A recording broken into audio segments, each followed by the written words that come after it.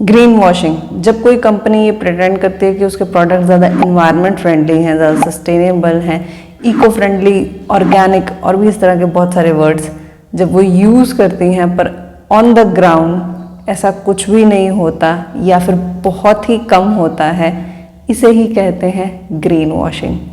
तो आइडेंटिफाई करें इस नए सोल्यूशन के बबल को और देखें कि ये कितना सोल्यूशन है और कितना इसमें पोल्यूशन छुपा हुआ है। मैं प्रियंका और आप मिलकर इस नकली सोल्यूशन को असली सोल्यूशन में बदलेंगे।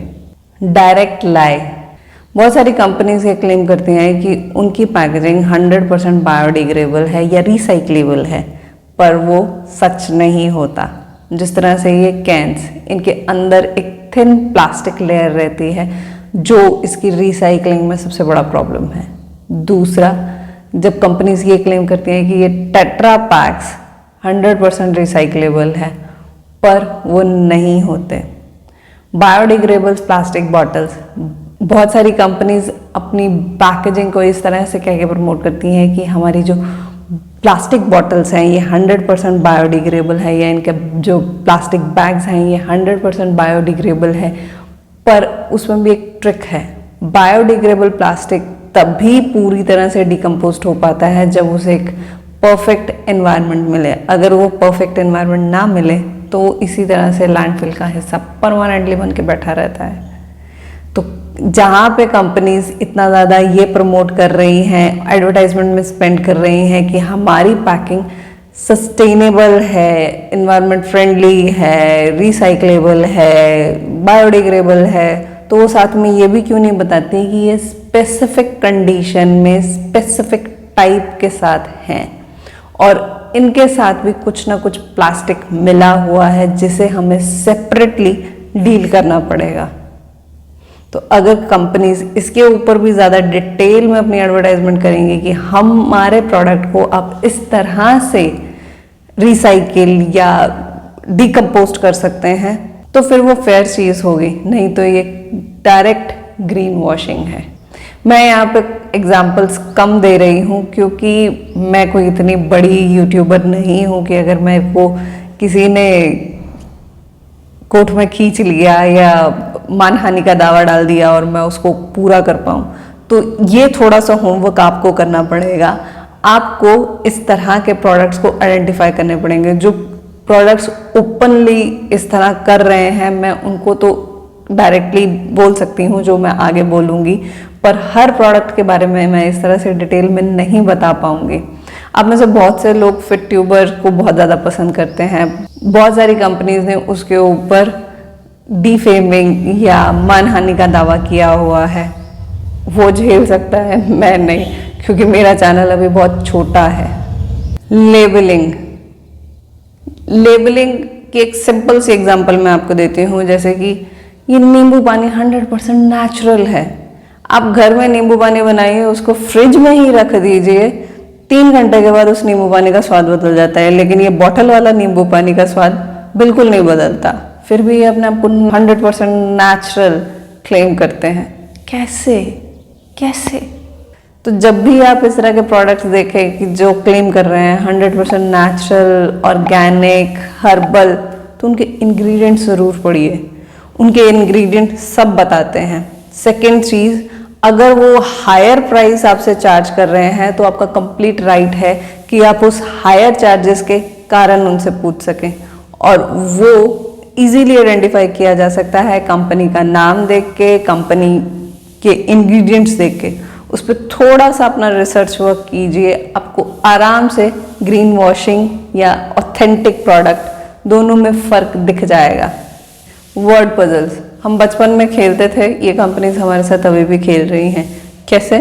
अपने प्रोडक्ट के पैकेट में कुछ इस तरह के फैंसी वर्ड्स डाल दो और कस्टमर कंफ्यूज हो जाता है कि हाँ, ये प्रोडक्ट एक्चुअली एनवायरनमेंट फ्रेंडली है, मुझे एक्स्ट्रा कॉस्ट जो ये डिमांड कर रहे हैं वो पे करने चाहिए। जैसे eco friendly, natural, herbal, organic, sustainable, ये जो इतने सुंदर सुंदर वर्ड्स आपको आसपास दिख रहे हैं, इनमें कितनी सच्चाई है, इसके ऊपर ये कोई डिटेल डॉक्यूमेंट पब्लिश नहीं करते हैं।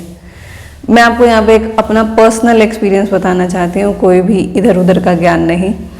इसी के रिगार्डिंग मेरी एक फार्मर जो कि नेचुरल फार्मिंग करते हैं उससे जब बात हो रही थी तो मैं उससे पूरी डिटेल में पूछ रही थी कि आप किस तरह से खेती करते हैं, आप के पास सर्टिफिकेशन कैसे है, कौन कौन से सर्टिफिकेट होते हैं।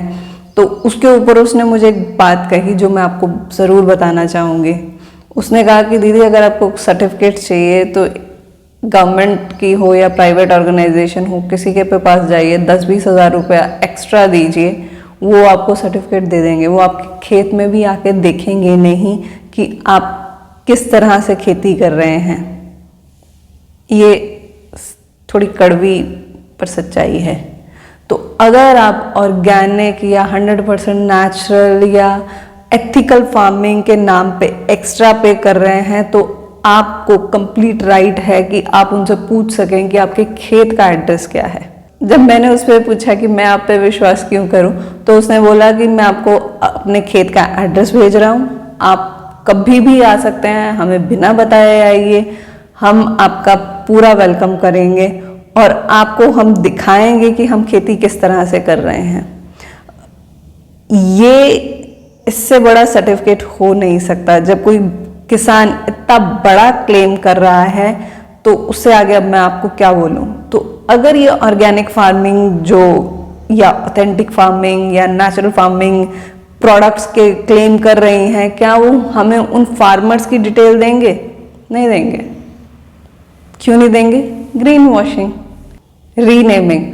बहुत सारी कंपनीज बदनाम हो चुकी हैं जिस तरह से वो पोल्यूशन क्रिएट कर रहे हैं, जिसमें इंडिया में इस टाइम सबसे बड़ी प्लास्टिक पोल्यूटर कंपनी जो है वो है कोक। तो कंपनीज इन प्रोडक्ट्स को खरीदना अवॉइड करती हैं। तो उसका सिंपल सा सोल्यूशन जो कंपनीज ने निकाला है, नए ब्रांड्स लॉन्च करो। मिंट मेड, जिसको बहुत ही ज़्यादा natural, environment friendly, completely fresh, ये सब जार्गन्स के साथ लॉन्च किया गया है। ये कोक का ही ब्रांड है। और अगर आपको सच्चाई जाननी है कि वो प्रोडक्ट कितना नेचुरल, फ्रेश और ऑर्गेनिक है, इंग्रेडिएंट्स पढ़िए, सच्चाई सामने आ जाएगी।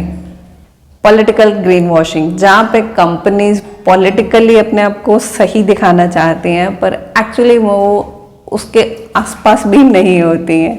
जिस तरह से हिंदुस्तान यूनिलीवर का स्वच्छ भारत अभियान 3rd लार्जेस्ट प्लास्टिक पोल्यूटर्स में उसका कंट्रीब्यूशन है। 3rd लार्जेस्ट प्लास्टिक पोल्यूटर्स है वो इंडिया का। और स्वच्छ भारत अभियान ये पॉलिटिकली जो अपने आप को जस्टिफाई करने का है या अपने आप को गुड बुक्स में लाने का जो ये फंडा है, classic example of political green washing. Green washing को डील करने का सबसे अच्छा तरीका ये है कि हम जिन ब्रांड्स को, जिन प्रोडक्ट्स को खरीदना पसंद करते हैं on the name of environment friendly, sustainable, उनके ऊपर और थोड़ा सा होमवर्क करें और थोड़ा सा बेटर ऑप्शन ढूंढें और इनका सब्स्टिट्यूट इजीली आपको आसपास मिल जाएगा। पर सबसे पहले हमें उन प्रोडक्ट्स को आइडेंटिफाई करना चाहिए और उसके बाद उसका सब्स्टिट्यूट ढूंढना चाहिए। इन प्रोडक्ट्स को आइडेंटिफाई करने के लिए इनकी इंग्रेडिएंट्स लिस्ट, इनका कंपनी नेम, ये डिटेल्स काफ़ी हैं और आप इस चीज़ को इजीली आइडेंटिफाई कर सकते हैं।